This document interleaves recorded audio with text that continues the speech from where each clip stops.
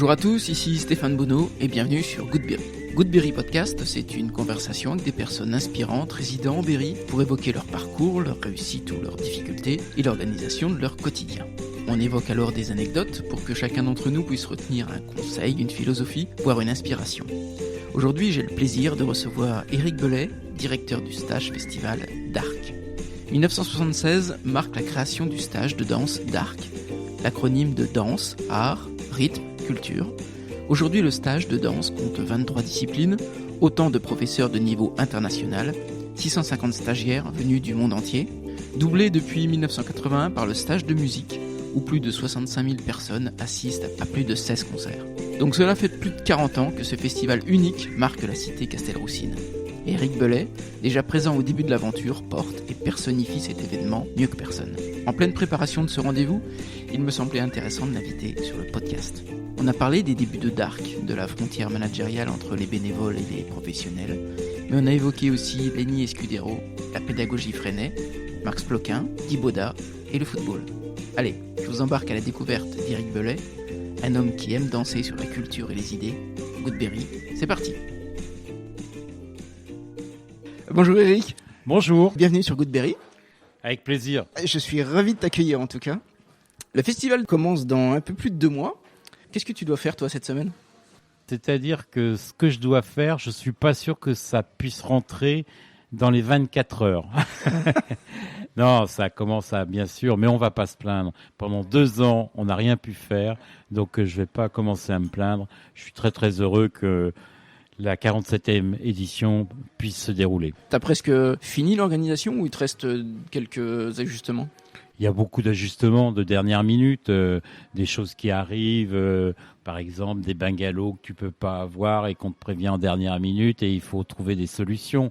Donc c'est tout ça aussi la vie de l'organisation d'un stage et d'un festival. Les inscriptions arrivent, les artistes, c'est bien sûr, la programmation a été annoncée. Maintenant, il faut voir les hôtels, les repas, toutes ces choses qui sont moins excitantes, je dirais, qu'une programmation pure et dure. Beaucoup d'intendance. Et toi, ce qui te plaît, c'est la programmation ? C'est avant tout la programmation, mais si tu veux faire une programmation l'année d'après, ça passe aussi par une belle organisation. Et plus la manifestation est organisée avant, mieux ça se passe. Et ça veut dire aussi que les artistes sont heureux lorsqu'ils viennent à Châteauroux. C'est une des raisons pour lesquelles on a pu accueillir des Boy George, des Nina Hagen, plein d'artistes, entre autres internationaux, parce qu'ils savent que lorsqu'ils viennent au festival, il y aura de l'accueil technique, mais aussi de l'accueil au niveau des repas, de l'hôtel. Moi, je travaille avec la Manufacture, par exemple. C'est à 5 minutes du festival et ils sont très heureux. Ouais. Tu commences à programmer l'édition suivante à partir de septembre, octobre ? Maintenant.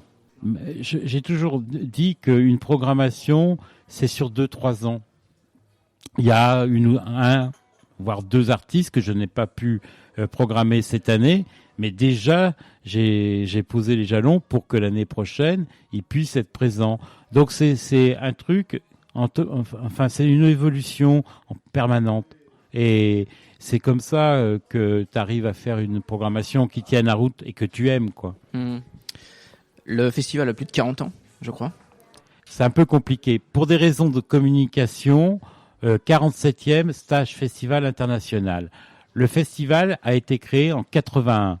Mais pour des raisons de com, on met stage et festival en même temps. D'accord. Tu étais là dès le début, toi ? Alors moi, dès le début, oui, tout à fait. J'étais môme. Je ramassais les tickets au restaurant des stagiaires. Donc je sais comment ça se passe maintenant, donc je sais comment faire.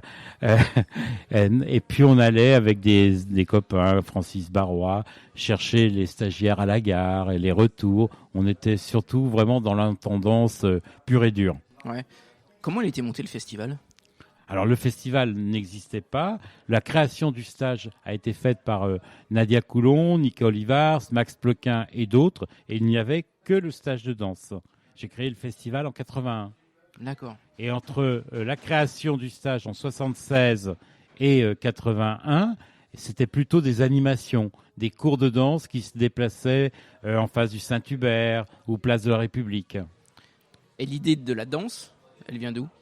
Alors c'est entre autres Nadia Coulon et Nicole Ivars qui ont eu l'idée de la création du stage. Elles participaient à des stages importants à l'époque, à Montpellier par exemple, où il y avait aussi d'autres atouts que le stage de danse. Il y avait aussi le côté touristique. Et elles se sont dit, pourquoi pas Châteauroux. À l'époque, le maire de Châteauroux s'appelait Monsieur Daniel Bernardet. Et il leur a dit banco. Il nous a dit banco. Par contre, pas de subvention les 3 premières années. Et faites vos preuves. Je mets à disposition gracieusement les locaux. Et il a tenu parole, puisqu'ensuite, la ville de Châteauroux a soutenu financièrement la manifestation.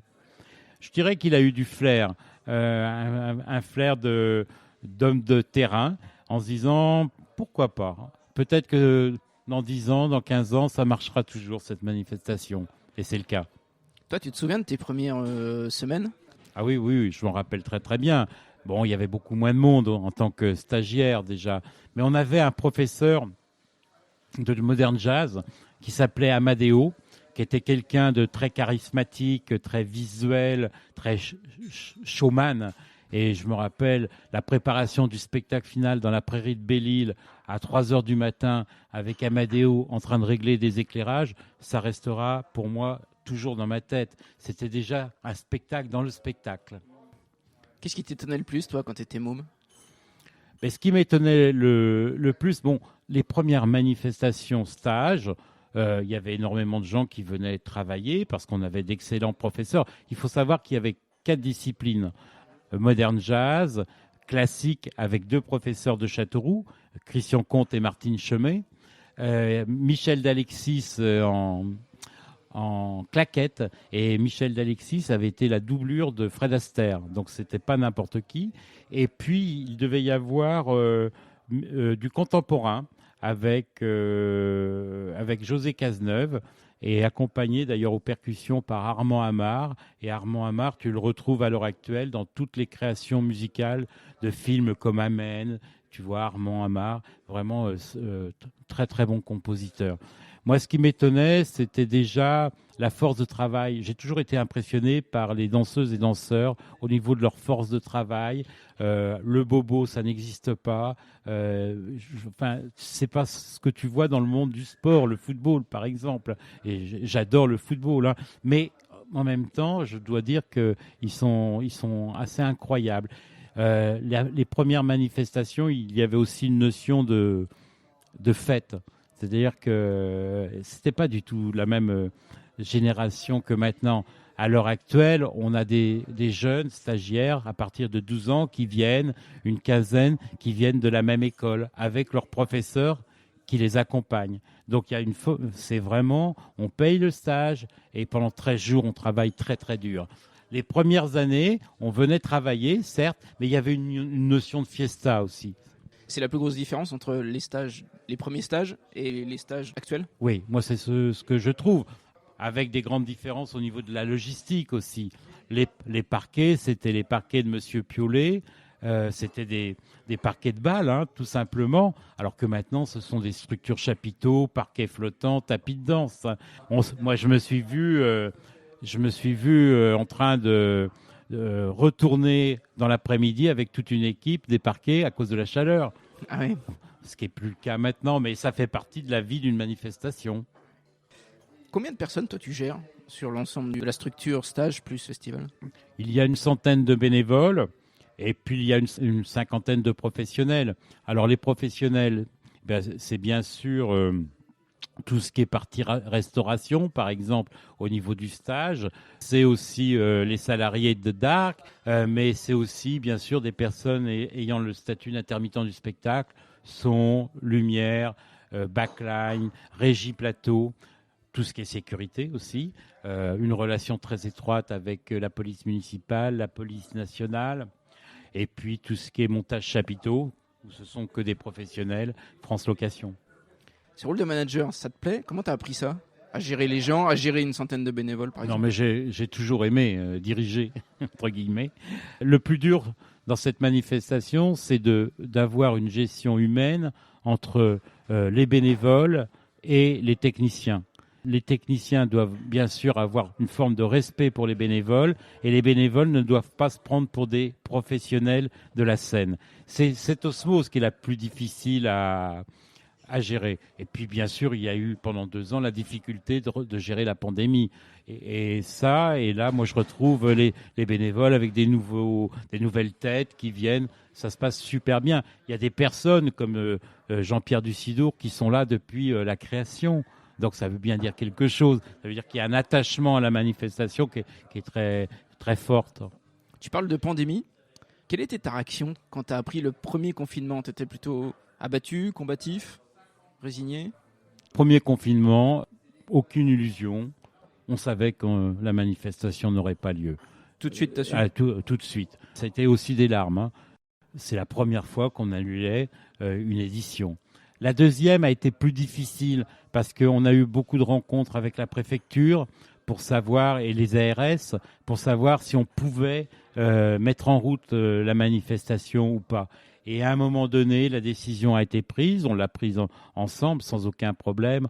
On sentait bien qu'il y avait la crainte d'un cluster, plusieurs stagiaires qui viennent de plein de départements différents, qui pouvaient venir aussi de l'étranger. Donc le cluster à grande échelle était malheureusement possible. Donc la décision a été prise, mais peut-être la première édition a été très dure, dans le sens où, certes, c'était clair et net, mais c'était la première fois. T'as eu peur pour la pérennité de la manifestation ?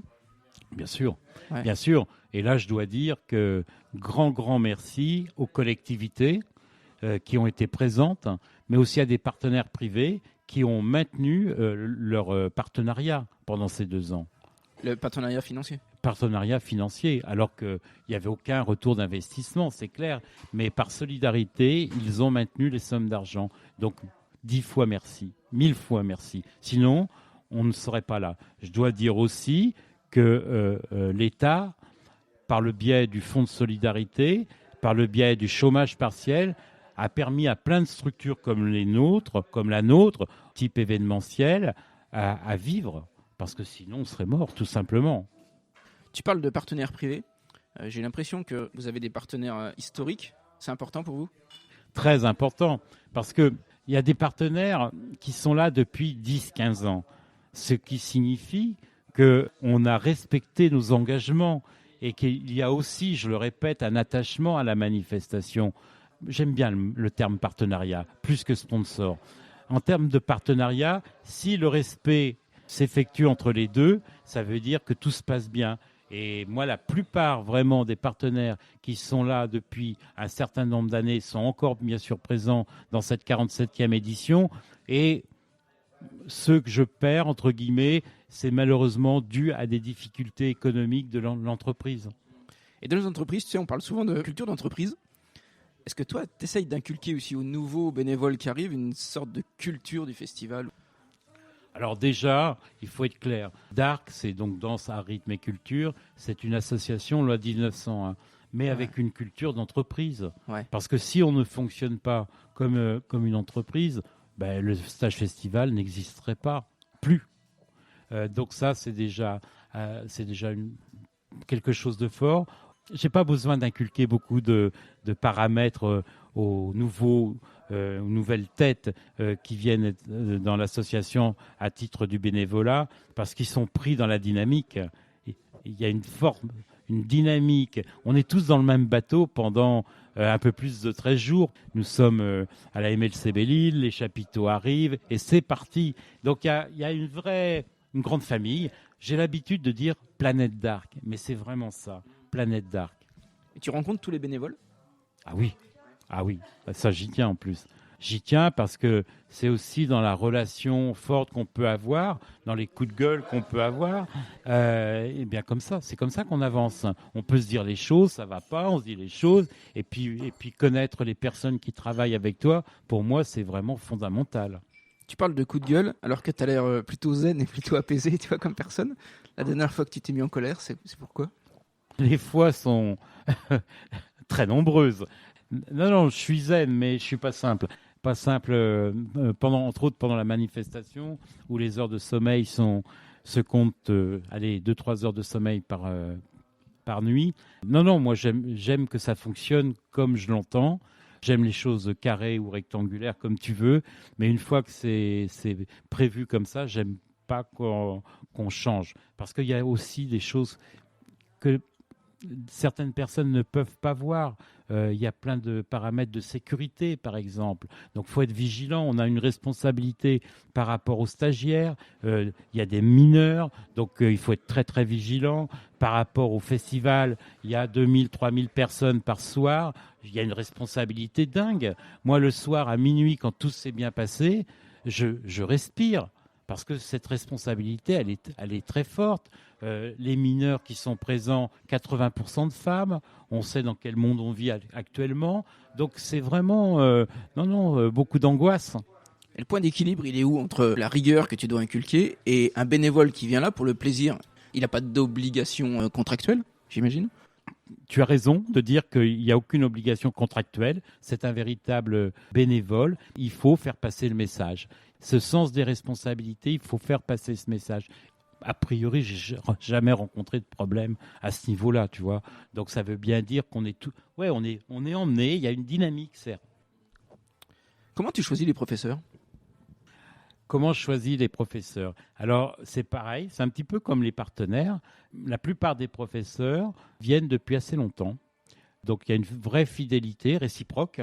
Il y a des professeurs de grands noms qui ne se sont pas adaptés au stage. Par exemple, un professeur qui n'acceptait pas qu'à l'époque, on avait un atelier massage, que les stagiaires viennent maquiller. Donc, il posait problème quelque part au niveau de l'esprit d'Arc, de la philosophie d'Arc.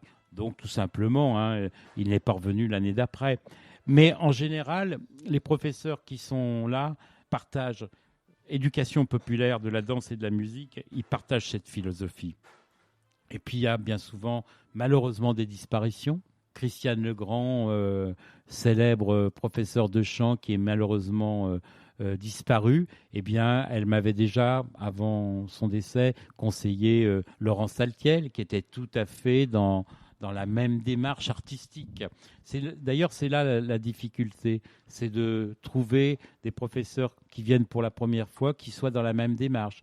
Cette année, nous avons par exemple en danse de salon un nouveau professeur, Adrien Cabi, qui a été demi-finaliste de Danse avec les stars. Mais l'ancien professeur, Michel Koenig, l'accompagne sur une semaine. Okay. Et Joël Zawatowski, qui était professeur de massage, a fait venir plusieurs années sa fille, Lola Zawatowski, qui est maintenant professeure de massage. Joël a créé le massage minute sur les autoroutes. Eh bien, c'est Lola qui maintenant enseigne. Mourad Bouayad, qui enseigne la danse contemporaine, un jeune chorégraphe qui a un talent monstrueux, qui a un avenir tout tracé, est venu dès l'âge de 5-6 ans participer au stage. Donc le stage, il le connaît par cœur. Et du côté artiste, du côté festival, j'imagine que la programmation, tu la veux éclectique, c'est l'idée? Alors la programmation, c'est ce qu'il y a peut-être de plus difficile parce que tu fais pas une programmation pour toi déjà, ouais. Tu la fais pour les autres, pour l'ensemble des publics, ce qui fait un public d'ailleurs. Le but du festival, c'est que les personnes fassent confiance à la programmation et disent par exemple Groundation, je ne connais pas, c'est gratuit, je vais venir découvrir. Moi, j'ai bien sûr Calogero, mais je vais venir découvrir Groundation. C'est ça le but d'une programmation. C'est aussi avoir, parce que ça c'est un des paramètres, un des fondamentaux du festival, toujours des premières parties. Eh bien moi, le fait que par exemple Baptiste, première partie de Calogero, c'est un vrai challenge pour eux. C'est un super truc. Ils vont passer devant 4000 personnes, 5000 personnes, devant un bel artiste. Ils vont avoir des conditions techniques et d'accueil comme celle de Calogero, et ça peut être un point de démarrage. Je suis allé dernièrement voir à l'Asphodel un groupe, les Gapettes, qui ont expliqué pendant le spectacle, leur premier spectacle qui les a fait vraiment démarrer, c'est ce qu'ils avaient vécu il y a une dizaine d'années, devant 3-4 000 personnes, place Voltaire à Châteauroux.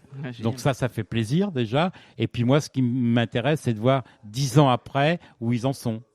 Tu parles de l'Asphodel, tu vas voir d'autres festivals dans l'année? Ma problématique, c'est juin-juillet, où je peux pas me déplacer D'accord, parce que j'ai trop de travail. Mais mon boulot, c'est bien sûr d'aller voir des spectacles. Le métier a changé aussi. Il est vrai que autant un spectacle vivant, c'est fondamental, mais tu peux, par le biais d'Internet maintenant, voir plein de choses, ce qui n'était pas le cas il y a 15-20 ans. Et comme je me suis planté il y a quelques années, il faut toujours aller voir, toujours. Je me rappelle avoir fait venir un groupe reggae qui était en fait un sound system, place de la République. Et il n'y avait pas d'instrument, c'était un sound system, un vrai sound system comme on en voit en Jamaïque. Ah oui.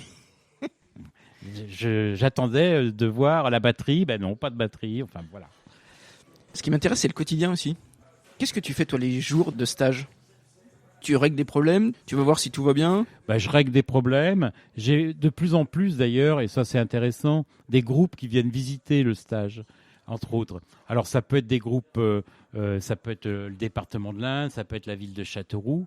Et moi c'est important qu'on aille d'atelier en atelier, que je leur explique les difficultés de l'organisation.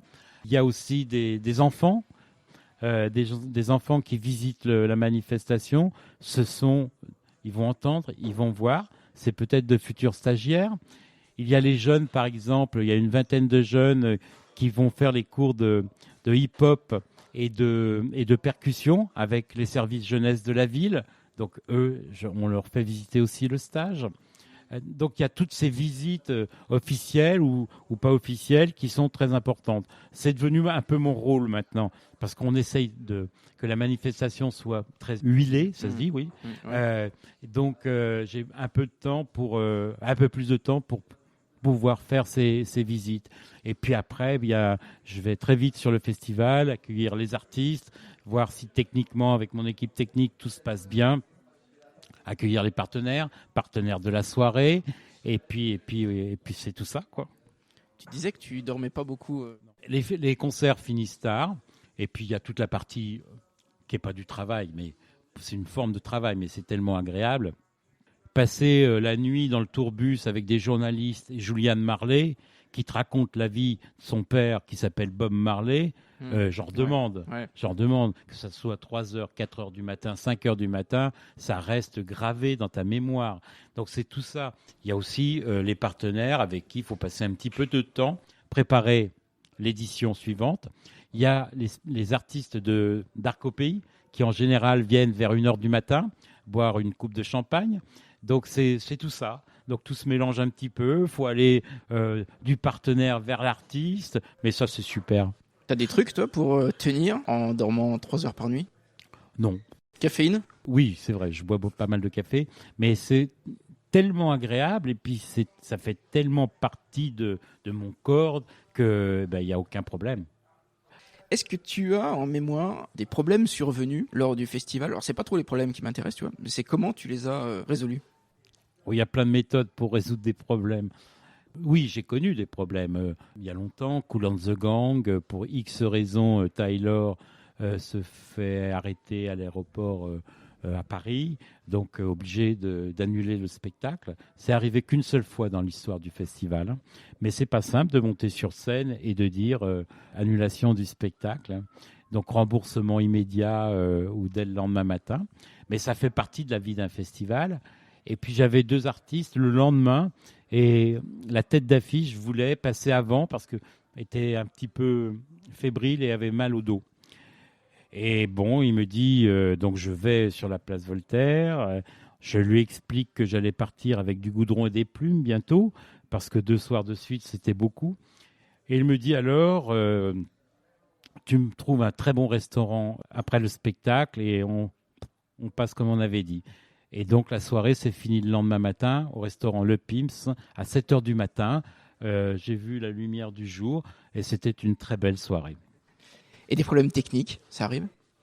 Réellement, j'ai une belle équipe technique, que ça soit au niveau du son-lumière. Il faut savoir que, par exemple, lorsqu'il y a une compagnie de danse, lorsqu'on reçoit Pietragala avec sa comédie musicale Marco Polo, en général, c'est J-3, J-4 au niveau de l'installation. Et là, moi, c'est pas possible. C'est la veille, à minuit, on y va. Et là, l'équipe technique avait réussi vraiment quelque chose de merveilleux. Toute l'installation dans la nuit, jusqu'à 6-7 heures du matin. Et c'était incroyable. Non, des problèmes techniques, on n'en a réellement jamais rencontrés. D'accord.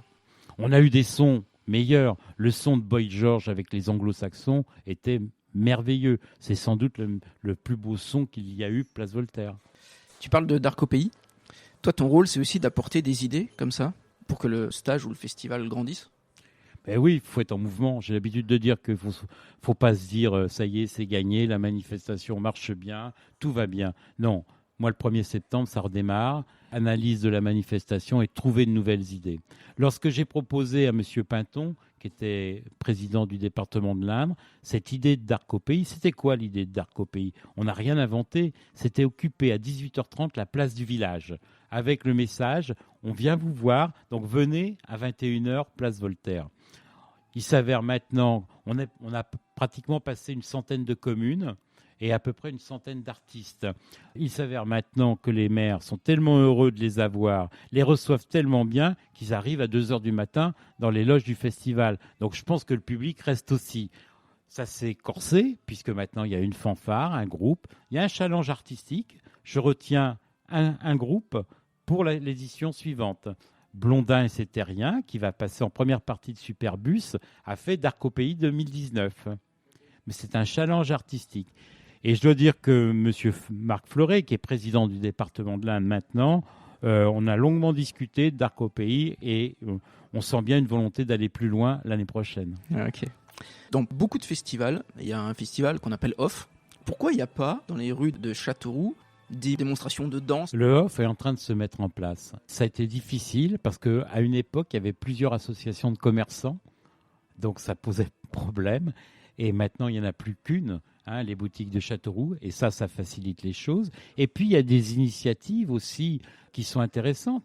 Il va y avoir un off tous les soirs à partir de 19h, place Monestier. Avec, à l'époque, c'était Christophe Dutot de la dernière séance. Maintenant, c'est Florian du Café des Halles. Et vraiment avec une belle programmation. Et avec Florian, on a pour idée ou ambition l'année prochaine qu'il y ait plusieurs lieux du off. Mais un off musique? Ouais, mais le problème avec la danse, c'est là où je parlais tout à l'heure d'un changement de mentalité et de comportement, c'est qu'ils ont payé leur stage.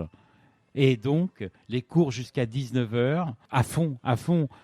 Une année, il y a un chorégraphe américain qui débarque, mais que je ne connaissais pas, et je lui propose de donner des cours après 19h. Bon, on allait voir. Je pensais qu'il y aurait très peu de monde. Et non, c'était plein. Tu les emmènes à Belle-Bouche sur la journée repos, où tu dis ils vont s'allonger, ils vont aller se baigner. Non, ils dansent. Donc il y a vraiment cette volonté, cette force de tout axer sur la prise de cours, et il est très difficile de ce que l'on faisait il y a une quarantaine d'années, des animations danse. D'accord. Eric, quelle place avait la musique et la danse quand tu étais petit? Moi, la danse, je le dis souvent, c'est à travers une rencontre que j'ai connu l'équipe Nadia Coulon, Nicole Ivars. Bon, je connaissais déjà Max Ploquin puisque mes parents étaient originaires de Chassignol et connaissaient Max Ploquin qui était médecin à Saint-Denis-de-Joué. Donc on avait déjà une relation. Mais c'est à travers la rencontre de Corinne, qui était la cousine de Nadia. Et en fait, on est parti ce qu'on appelait les tournées du groupe d'Arc à l'époque. Il y avait une compagnie de danse qui tournait dans les discothèques en juillet. Et moi, j'étais fou furieux d'éclairage. Et Doudou, Yves Dousseau, lui, qui dirige maintenant Immédiat, s'occupait aussi du son. Donc j'aime toujours l'éclairage, mais je connais plus le fonctionnement d'une console à l'heure actuelle. Mais c'est ce qui était ma passion. C'est plutôt le côté technique en fait qui t'a amené à l'artistique. Ouais, la création lumière, par exemple, ça m'a toujours fasciné. Donc c'est par ce biais-là. Sans doute aussi une frustration d'ado de ne pas avoir pris des cours de danse. Ça me paraît évident. Il y a des artistes que tu écoutais? Je parle de musique. j'étais très branché chansons françaises. Ouais. Des gens comme Brel, Escudero, Tachant, c'était quelque chose. Enfin, vraiment des artistes, Juliette, c'est des artistes que j'aimais et que j'aime toujours d'ailleurs. Mais je ne suis pas fermé. Donc ça veut dire que j'écoute beaucoup de choses. Pourquoi les arts sont si importants quand on est ado? Alors, j'ai eu la chance de rencontrer une forme de pédagogie qui s'appelle la pédagogie freinée. À l'école d'Ardentes avec une institutrice merveilleuse, Madame Jubard. Et je pense qu'elle a su, de par sa façon et sa pédagogie d'enseigner, mais aussi de par cette forme de pédagogie, me créer vraiment une ouverture artistique. Et vraiment, j'en suis maintenant complètement persuadé. Et puis les rencontres, ça j'y crois énormément.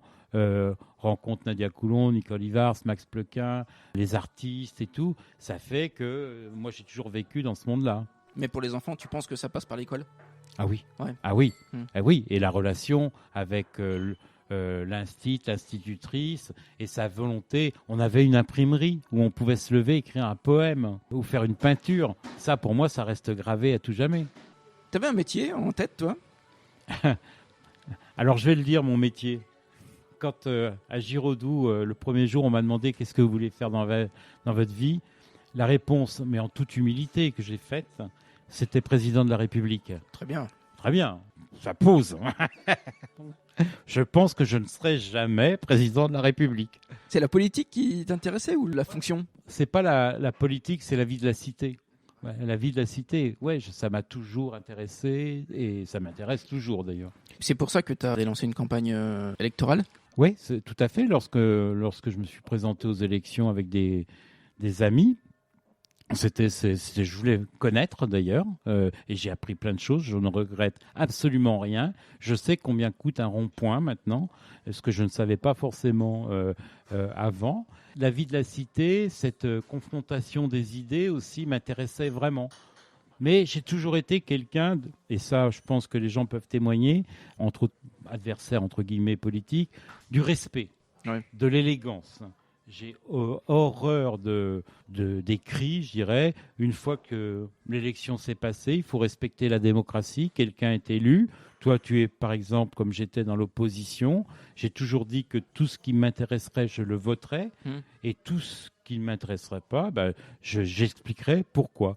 Et ce qui m'a beaucoup plu dans la campagne, c'est qu'on a travaillé tous les conseils communautaires et tous les conseils municipaux avec l'équipe qui était sur la liste. C'était un travail collectif. Et 5 ans après, on était encore une quinzaine, une vingtaine à travailler dessus. C'est dur de faire vivre la démocratie. C'est pas simple. Hein. Au démarrage, tu as beaucoup de monde, mais se réunir et se mettre autour de la table pour travailler, c'est pas si simple que ça. Et ça, pendant 5 ans, ça a été une très très belle aventure.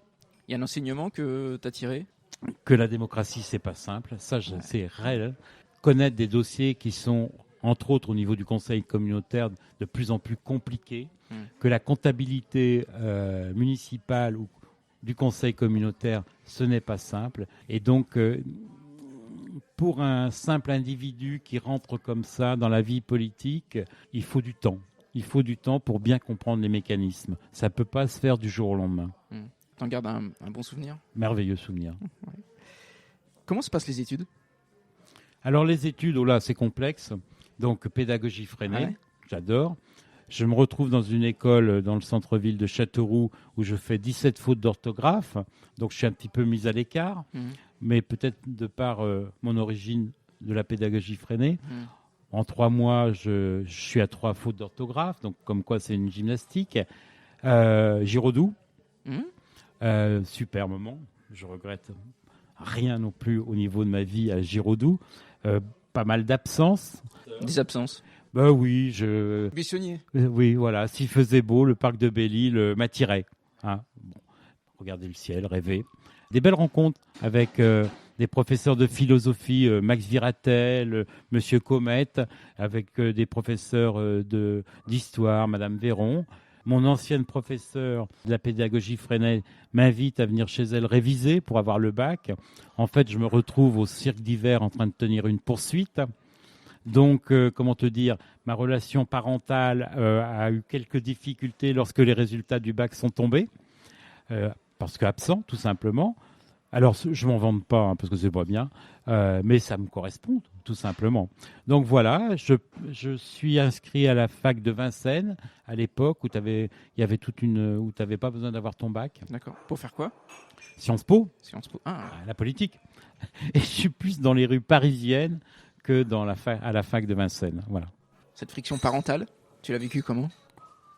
Sur le moment, pas simple, mais bon, c'est la vie, et puis c'était mon parcours. Hein. Mais je suis quand même, je relativise. Ce que j'ai fait n'est pas forcément à dire à tous les enfants. Moi, la pédagogie freinée correspondait à ce que j'étais, ce que je voulais être, mais je peux comprendre qu'elle ne corresponde pas à tout le monde. Et ma façon de faire et de vivre à l'époque peut aussi ne pas correspondre à tout le monde. Ouais. Eric, est-ce que tu as eu un échec? C'est pas forcément un échec, mais c'est quelque chose, c'est un regret. Lorsque je crée, avec une société que j'avais créée qui s'appelait Chapeau Claque, Bonjour les Hirondelles, j'adore le terme Bonjour les Hirondelles, un festival à Châteauroux où je reçois les Blancas, Enrico Macias, Marcel et son orchestre, Diams avec 5000 personnes. J'ai regretté ensuite que pour plein de raisons, 3 ans après, je l'arrête. Parce que l'arrivée du tarmac fait que on met des spectacles en mars, c'est comme ça, et que j'ai estimé que 10-15 spectacles au mois de mars pour la population, c'était pas possible. Il y avait un des deux qui devait dire j'arrête, et donc j'ai dû arrêter. Et c'est dommage parce que ce festival était bien situé, et puis avait tout de suite pris. Et puis ce terme Bonjour les Hirondelles avant le printemps de Bourges, je trouvais ça assez intéressant. Et quel enseignement t'en tires? Ce que j'en tire, c'est qu'il y a des productions par moment qui te voient comme un concurrent et qui te mettent des dates et des dates. Et comme par hasard, lorsque toi tu dis j'arrête, ces dates, elles ne se font plus. La dure loi du métier. Ok. Est-ce que tu continues à apprendre des choses? Toujours. Alors là, toujours. C'est clair, avec les productions. La façon de travailler actuellement n'est plus la même qu'il y a 10 ans. Hein. Il y a certains producteurs ou productions qui ne fonctionnent plus non plus comme il y a 10 ans. On voit bien que c'est dur pour tout le monde. C'est-à-dire qu'il y a quelques années, tu demandais des affiches, ça arrivait 48 heures après. Maintenant, les productions essayent de diminuer leurs frais, tout simplement. Les tarifications, ce que tu payais 10 000 euros il y a encore quelques temps, c'est du 30 000 euros. Enfin voilà, tout est en évolution et ça va pas forcément dans le bon sens d'ailleurs. Est-ce que tu as des trucs pour déconnecter un peu? J'ai eu la passion à un moment donné du football, Saint-Christophe, Union sportive laïque de Saint-Christophe, joueur, puis manager. Quel poste? Arrière latéral. Mais j'adorais le foot et puis en plus à Saint-Christophe où il y avait des gens de toutes les couleurs, donc ça c'est ce que j'aime.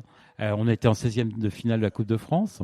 En 32e, on élimine la Berrichonne et on se fait éliminer par Toulon avec comme entraîneur Courbis et comme avant-centre, et qui marque d'ailleurs dans les dernières secondes Anziani, donc un très bon joueur.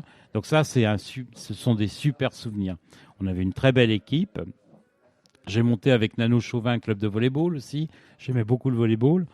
En fait, l'idée première, c'était de se retrouver. On avait plein de copains qui jouaient au rugby, au foot, et on ne se retrouvait pas. Donc, on a fait un club de volleyball et une 3e mi-temps terrible. Cet esprit touche à tout, c'est une curiosité?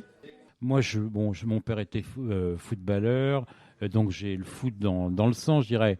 Mais j'adore le rugby. À l'heure actuelle, je vais plus voir un match de rugby qu'un match de football, alors que je ne connais pas les règles à 100% du rugby. Non, j'aime découvrir. Cette curiosité, tu l'avais petit aussi? Je pense, ouais, je pense. Et je reviens toujours à ce que je disais sur la pédagogie freinée. Je pense aussi que ça a contribué à avoir ce sens de la découverte. Est-ce que tu as un défaut? Non, mais des défauts, j'en ai plein. Je peux me mettre en colère très facilement, ça c'est clair, quand ça va pas. En même temps, dans les moments importants, je pense que j'ai une forme de zénitude. Ouais. Par exemple, quand on a des vents à 125 km/h sur le festival et sur le stage, je pense savoir prendre les décisions et emmener tout le monde dans le même sens. Non, des défauts, j'en ai plein. Est-ce qu'il y a une idée reçue qui t'énerve un peu et que tu voudrais rectifier? Alors, des idées reçues, il y en a plein. Ce qui m'énerve, par exemple, c'est... De toute façon, maintenant, tu maîtrises totalement. D'une année sur l'autre, c'est pareil. Ça m'énerve. Ça m'énerve parce qu'à partir du 1er septembre, comme je te l'ai dit, il faut y retourner. Il faut aller chercher des partenaires à 500 € ou à 10 000 €. Il faut recréer des contacts. Il faut avoir de nouvelles idées. Mais ça, c'est la phrase qui m'énerve. Ou la phrase aussi, cette année, elle est belle ta programmation. Ça veut sous-entendre que les années auparavant, c'était moyen. Sauf que les moyens financiers sont peut-être pas les mêmes et que tu mets pas la même somme d'argent, parce que ça explique aussi plein de choses, ou que tu as des difficultés sur une édition et que ça se répercute sur l'année d'après. Voilà, ça a un peu tendance à m'énerver un peu. Ce qui m'énerve aussi, alors là, ça c'est beaucoup, c'est 15 jours ou 3 semaines avant le festival, rencontrer des gens qui me font des grands bonjours et qui me laissent penser que c'est plutôt les invitations des artistes qui les intéressent qu'Éric Bellet. Mais ça, c'est la vie. Mais ça, c'est la vie. Ouais. C'est la vie. Ouais. Éric, pour finir, j'ai une petite série de questions. Une maxime ou une citation que tu aimes bien? Rien n'est impossible. Est-ce qu'il y a un livre qui t'a marqué? Germinal. Vipère au point aussi. Pas mal. Ça, c'est bien resté. Et moi, je suis très... je lis 7 à 8 journaux la nuit. Okay. Ça passe de l'Équipe en passant par l'IB aujourd'hui, l'UMA, Le Monde. Je suis un fou furieux de presse écrite. Et t'as le temps? La nuit. Toujours la nuit. Pas de télé? Si, beaucoup. Aussi. Je suis un zappeur, mais sur les chaînes info. La vie politique au vrai sens et au beau sens du terme me passionne. Est-ce qu'il y a un film pareil qui t'a marqué? Alors, ça va pas être sympa, mais Don Corleone, j'aime beaucoup. Je l'ai revu beaucoup. Alors que, en fait, c'est pas. Il y a quand même pas mal de morts dans cette aventure. Mais non, mais j'aime bien Don Corleone. Qu'est-ce qui te plaît? C'est ce jeu entre la mafia, la politique, les acteurs aussi qui sont magnifiques dans ce film. Et côté musique, si tu devais emmener un album? Si je devais emmener un album, il y en a tellement. Mais c'est vrai que Lenny Escudero, c'est vraiment un artiste que j'ai aimé, que j'ai rencontré, avec qui j'ai eu des discussions passionnantes. Je suis très chanson française. Donc Lenny Escudero, Tachant, je me répète, mais Brel, Ferrat, sont mais des jeunes artistes aussi, comme Jérémy Bosson, merveilleux, Alain Leprest qui est venu 2 fois au festival, Juliette, sont vraiment on a la chance en France d'avoir des artistes merveilleux. D'accord. Éric, pour finir, j'ai une dernière question rituelle. Quel est ton endroit préféré dans le Berry? J'en ai plusieurs. J'adore les bars et cafés. Parce que ça fait partie de la vie, parce que c'est là où se passent les rencontres, où il y a des discussions merveilleuses. J'adore les bastringues, ça me plaît. Écouter à 7 heures du matin les personnes raconter ce qu'ils ont vécu la veille. Et puis il y a un lieu dans le Berry que je trouve fantastique, surréaliste, félinien, c'est le Château Brun de Cusion de Guy Baudin, avec ses sculptures, mais incroyable. Je trouve que quand tu rentres dans le Château Brun, que tu es ailleurs, c'est une autre planète. Et Guy Baudin, chapeau Guy. Qu'est-ce qui te plaît dans sa philosophie? C'est le côté surréaliste des sculptures. Des sculptures, tu lèves les yeux, tu vois des trucs incroyables. Tu vas dans la forêt, il y a encore des sculptures. Son auditorium avec des instruments complètement surréalistes. Non, c'est un vrai personnage.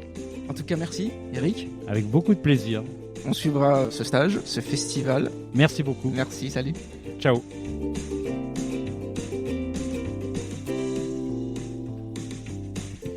Et voilà, fini pour aujourd'hui. J'espère que l'épisode vous a plu et que vous viendrez nombreux au festival d'Arc et au stage de danse. Quelques petites choses avant de vous quitter. Si vous cherchez les références évoquées dans l'épisode, ils sont sur la page Facebook de Goodberry Podcast. Aussi, n'hésitez pas à vous abonner sur vos plateformes pour être alerté des derniers épisodes disponibles.